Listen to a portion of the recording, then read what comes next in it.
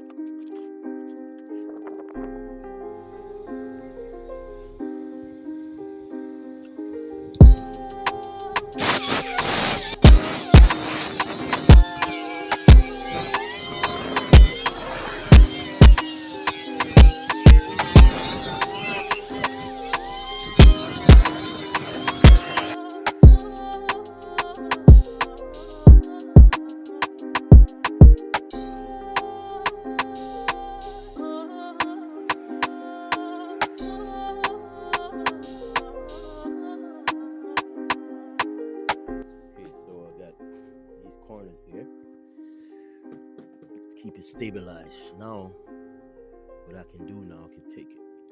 Before I take it off, I'm gonna join up these, get these join up.